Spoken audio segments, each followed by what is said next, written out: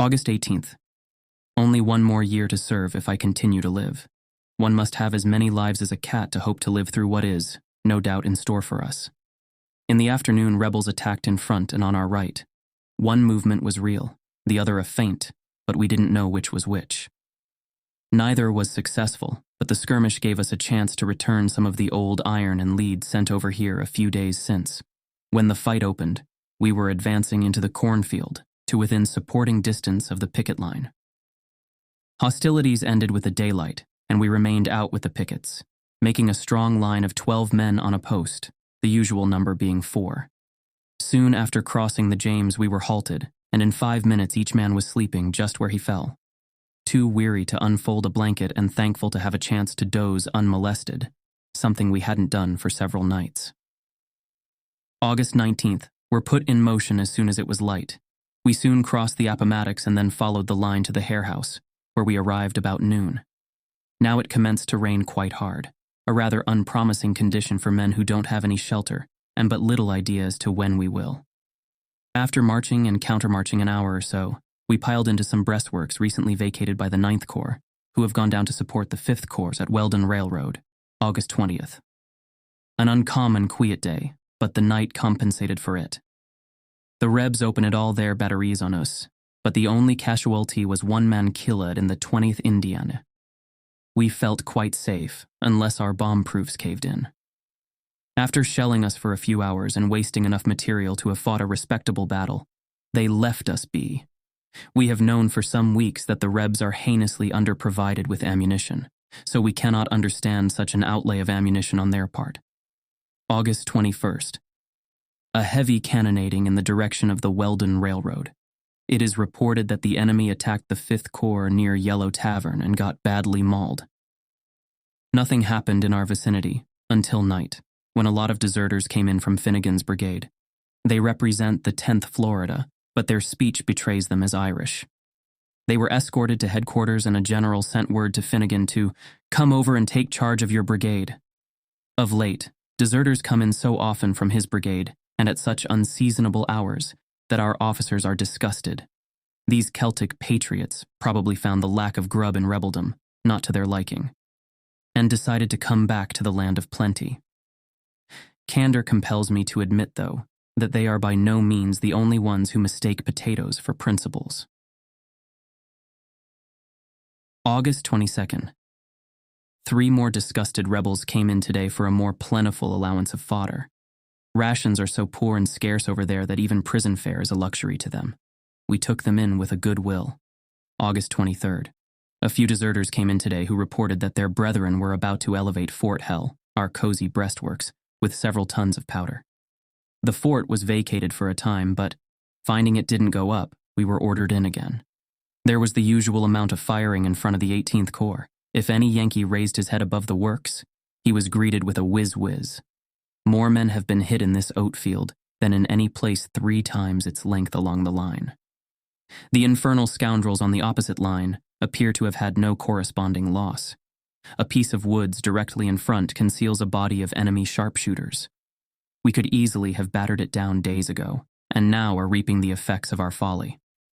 The 7 Sisters could reduce the place to pulp in short time, if only the order would be given.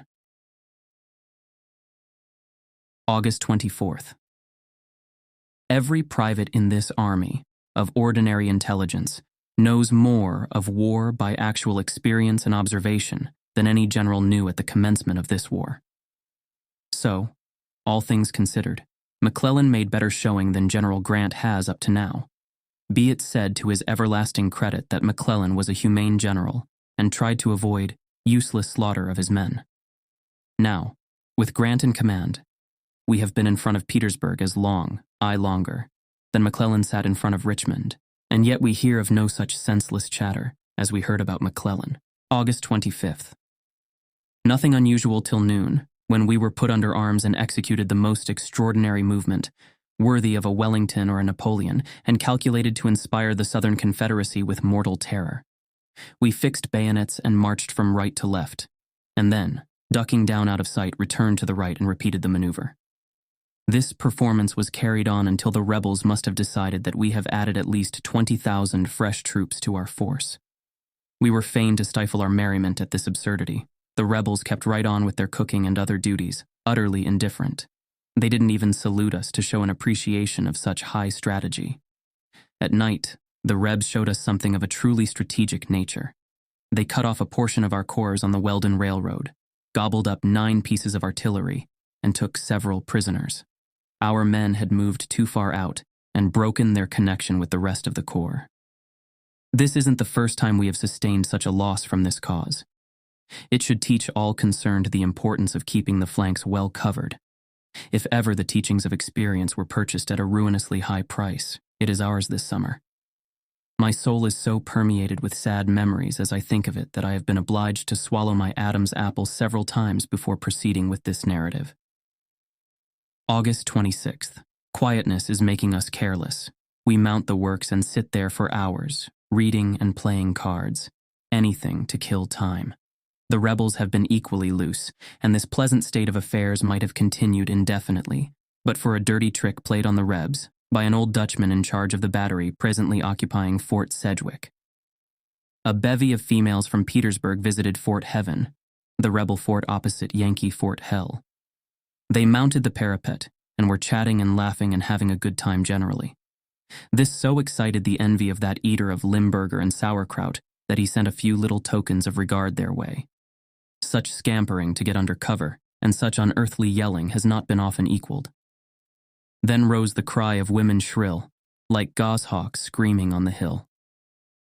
I don't think the ladies were favorably impressed with Fort Heaven, notwithstanding the high-sounding title of that pile of Virginia mud. August 27th.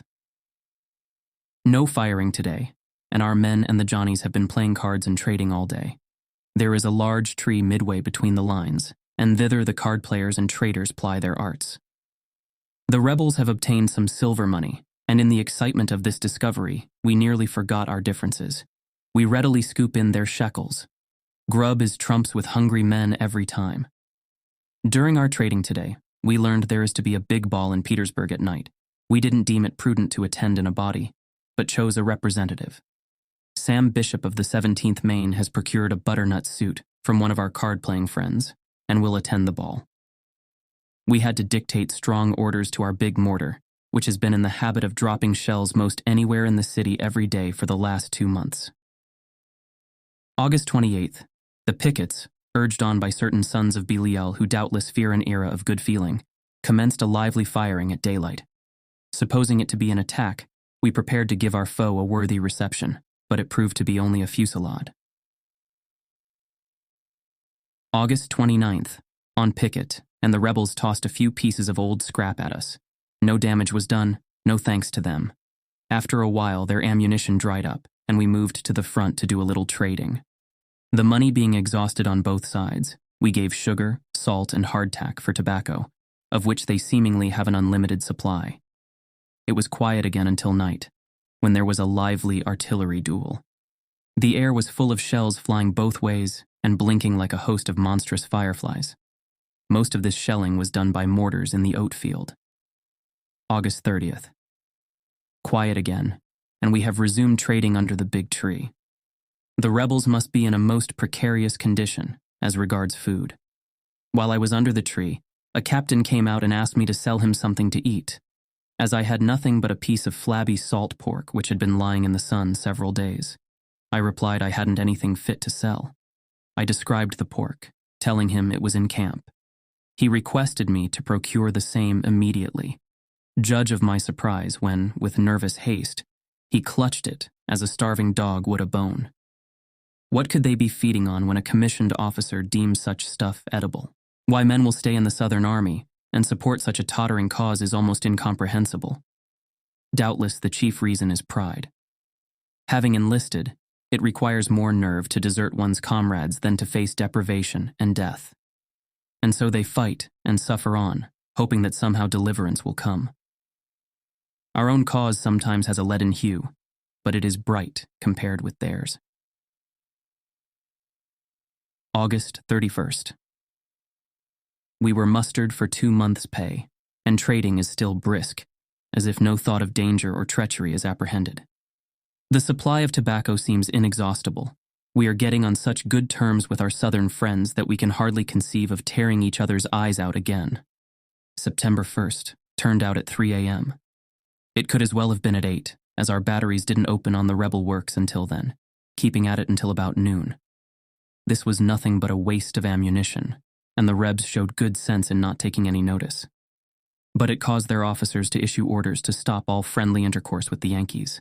Too much contact with us is having a demoralizing effect on Lee's army. They are fast discovering how they have been duped. Most every night lately, rebel pickets have found their way into our gopher holes to sit for hours cursing their leaders for continuing the war, after resistance is in vain. We agree with them and clinch the discussion with a generous supply of coffee and cakes. Although these are sutlers' cakes, and not fit to feed to hogs, we have no evil motives in offering them.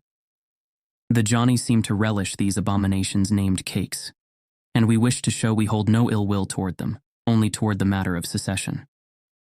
We are all heartily sick and tired of slaughter and blood, when we know that a slight concession on both sides could have settled the matter long ago. If left to us privates, we'd make short work of it. Perhaps we can accomplish more by cakes and coffee than by bullets.